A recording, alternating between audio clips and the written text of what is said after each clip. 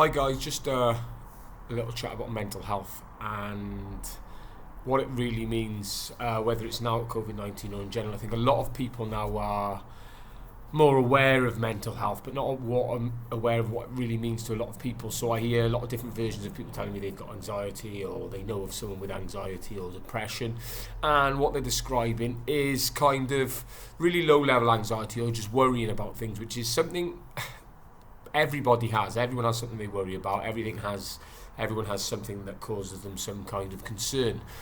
There's a difference between being bothered by something and a difference between something that subconsciously grabs hold of you and completely consumes you. So during the COVID-19 outbreak, there's been quite a lot of people talking about, as long as you've got your house, people complaining about being in the house, they've got running water, they've got electricity, they've got food, what more do they want? Great if that's how you see it, but unfortunately anxiety, depression and loneliness that affect people in different ways aren't that simple. Just having electricity and running water isn't a consolation when subconsciously your mind gets almost attacked and taken over by a situation that you can't control. Everything around you feels like it's closing in, you're struggling for breath, you'll get pins and needles in your hands and face, and it's not a conscious thought. You're not trying to be worried. It's not necessarily just that person that's looking at things and overthinking and being stressed. It's something that can be brought on by numerous different reasons. And what I'd like people to understand is that it's not as simple as be grateful for what you have. It's not as simple as you've just got to stay positive.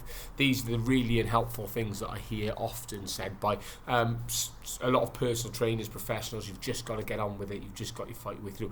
I'm glad that you've never experienced it to understand it, because I wouldn't wish it on anyone. But just to give people an idea, it's horrendous. You don't have conscious control over the thought process at that time. So just breathing, just doing this, it doesn't happen. It consumes you.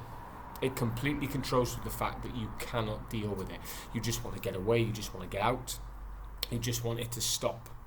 And unfortunately, when you go into that point, it also creates a panic response, which can cause quite frightening symptoms from the panic response, which cause things to get even worse and spiral worse. So I'd like people to stop sort of judging. If you're not really aware, or you're not confident that you fully understand what anxiety, depression, mental health issues are, then don't offer any advice. Just listen. So if someone needs your help, just listen. Don't go online to offer advice if you don't understand it or you haven't experienced it. Don't decide to approach people that struggle with mental health issues if your advice is very generic and again non-specific to what they're dealing with.